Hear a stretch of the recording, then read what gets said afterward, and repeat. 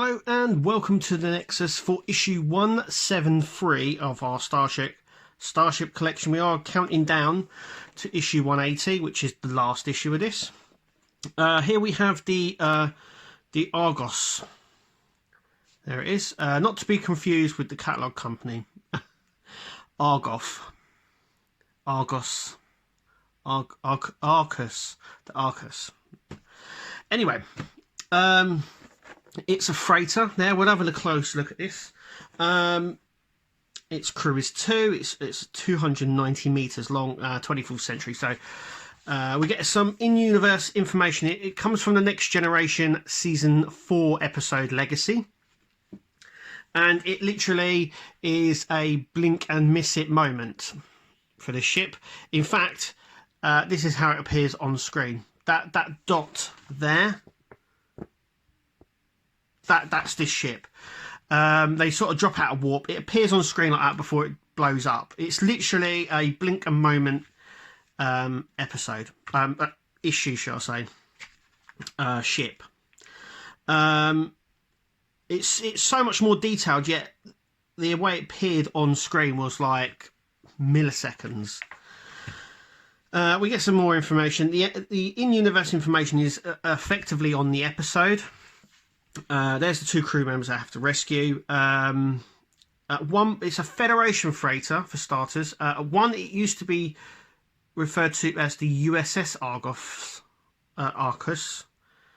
And so at one point it used to be a Federation ship.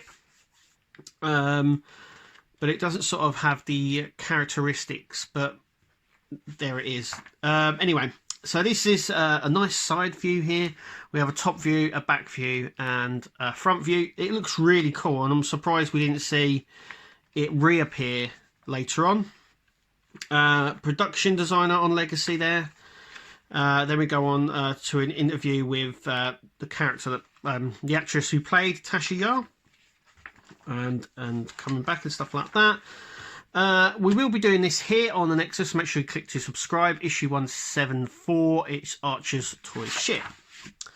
So, without further ado, let's take a look at the ship itself. So here it is, out of the box. It's a really nice, unusual design, and I really like it.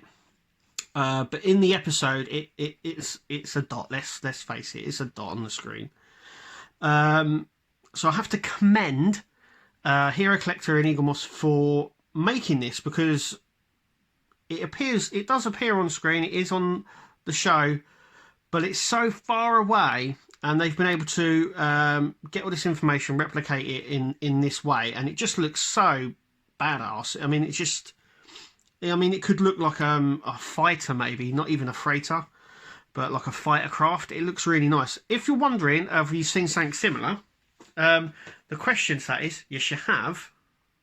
And we had the Butas, which is this one, and as you can see, they're the same.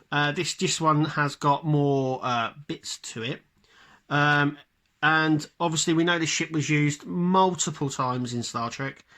It also it was heavily modified for Cassidy Yates' ship, the Zosa, which I also have. But these two are very similar, as you can see. Apart from all the other stuff, it's effectively the same base model. This is what it was without any of the stuff on it. But so we should take a closer look at the Argos. Okay, so this one is so much good. It's got so much detail on this as well. Let me just stick a light on so we can get a bit more light on there. As you can see, it has these are classified as the impulse engines. They look like sort of the rocket boosters from a NASA spacecraft, don't they, really? We have the warp engines at the back here, and I would imagine these are also impulse engines. There's some detail inside the engines as well, and I love the detail you get on the warp engines just here as well, which is nice. We get the little pulse phaser cannons down here as well, which are labelled obviously in the magazine. So this is the bridge module at the front here. There's a lot more going on here. We've got some other little bits stuck on here as well, which is really nice. It just looks really cool. I don't know if it looks cool to you, but to me it just looks much better like this. Like I said, I have to commend Eaglemoss for making this, because on the screen you don't even see it long enough to see what it is, and it's so far away you couldn't probably make out what it is. Yeah, the guys over at Eaglemoss have just done us proud with this one. But yeah, we'll get both of them over, like I said, just here, so you can sort of see the difference between the two of them. You can see they have very similar parts, this section here, and you can see where the add-on sections have gone as well. So it's got a lot more of this section here on this one, and obviously the module as well. Then we've got the engines underneath and extra parts, as you can see there. These ones are more yellow as well, but it's all there. It's all there still, and you can see that this is like the base model. The Zosa is this part. It's basically upside down, and that's the part that they use, and it's still there on this model here. So the ship that they use for the Zosa, they just flipped it basically and took this bit off and left this bit.